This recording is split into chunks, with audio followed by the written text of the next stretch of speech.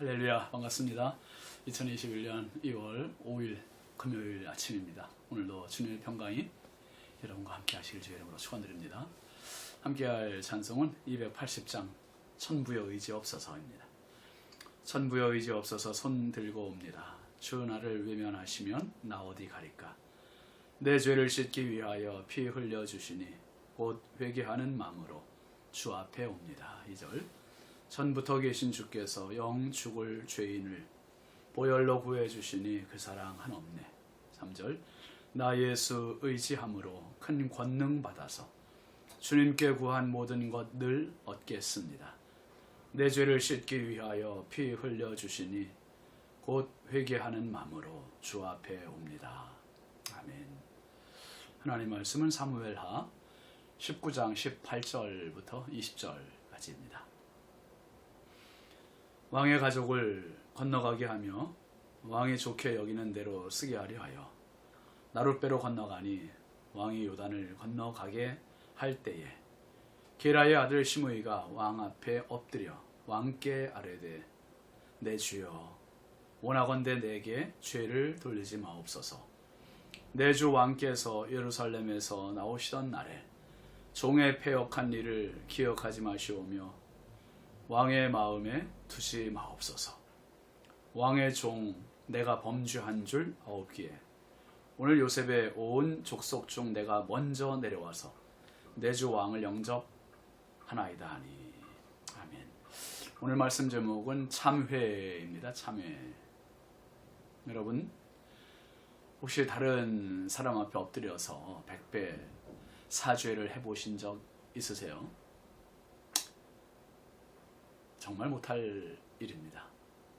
사람이 사람한테 엎드려서 죄 용서를 구하는 것, 참 너무너무 힘든 일입니다.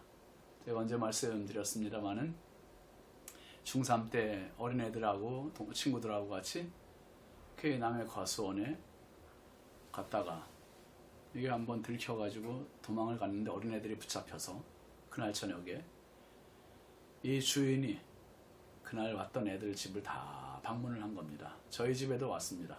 모두가 일망타진돼서 주인 집에 끌려갔습니다. 저녁나절에 캄캄한 때 주인 집에 가서 방에 들어갔습니다. 7, 8명이 쭉 앉았는데 어떻게 앉았겠습니까? 누가 시키지도 않았는데요. 다 무릎 꿇고 앉았습니다. 그 주인이 지금까지 그 사과가 없어진 모든 것들이 다 너희 놈들이 다 따먹었다고 우리에게 누명을 뒤집어 씌웠습니다. 우린 사실 그날 처음 갔는데 그런 누명을 뒤집어 쓰고 그리고 이제 배상을 요구했습니다. 근데 어린 저희들한테는 하늘 같은 배상을 요구하는 주인 앞에 어떻게 했겠습니까? 정말 손이 발이 되도록 빌었습니다. 그리고 한 번만 용서해 달라고 눈물을 흘리라는 말도 안 했는데 그렇게 눈물이 나오는 거예요. 왜 이렇게 눈물이 나오겠습니까? 그 배상할 능력이 안 되니까. 그 눈물을 쏟고 빌면서 간절히 사정했더니 그 참회가 통했던 모양이에요. 주인 아저씨가 집행유예를 해줬습니다. 한 번만 이런 일들이 있으면 너희들 지금의 10배를 더 배상해야 된다. 그래서 아주 감사하면서 그날 집으로 돌아온 적이 있습니다. 집에 돌아와서 아주 부모님께 더 혼났지요. 여러분 그렇게 한번 눈물을 쏙 빼고 나니 그 다음부터는 이제 정말 남의 것이 소중한 줄 알고 손을 대지도 않고 쳐다도 안 보려고 노력을 하죠. 근데 그때 제가 그 기억을 잊을 수가 없어요. 사람 앞에 가서 이 100배 사죄하고 참회를 한다는 게 이렇게 힘든 일이구나. 이렇게 힘든 일이구나.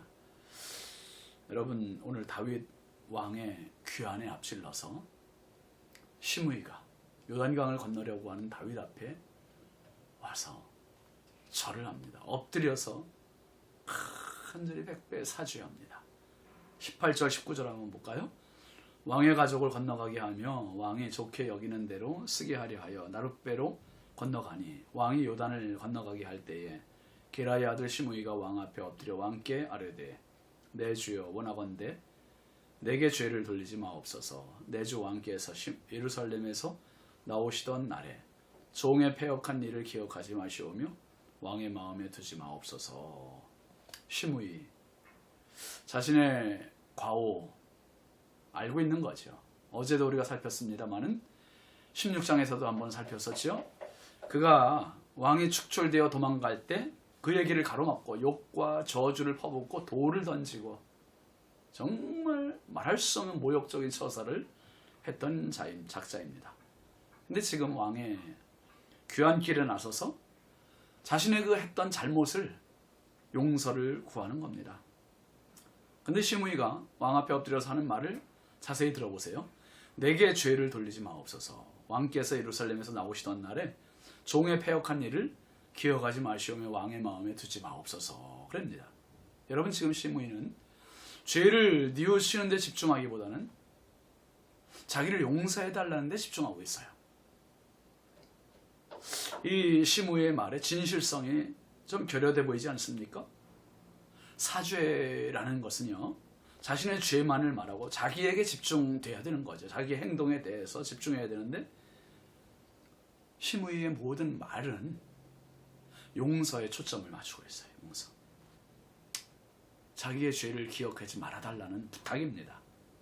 그러면서 20절 말씀 보면 왕의 종 내가 범죄한 줄 없기에 오늘 요셉의 온 족속 중 내가 먼저 내려와서 내 주 왕을 영접하나이다.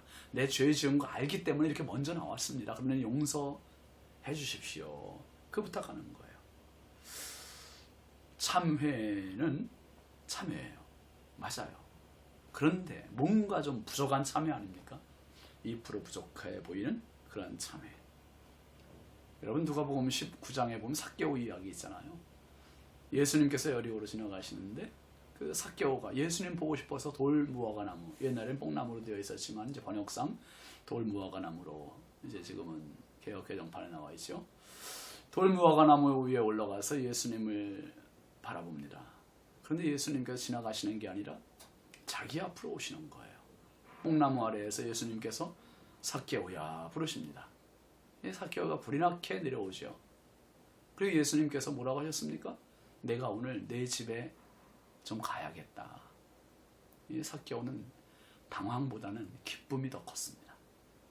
예수님을 자기 집으로 모시고 그리고 예수님께 뭐라고 했습니까?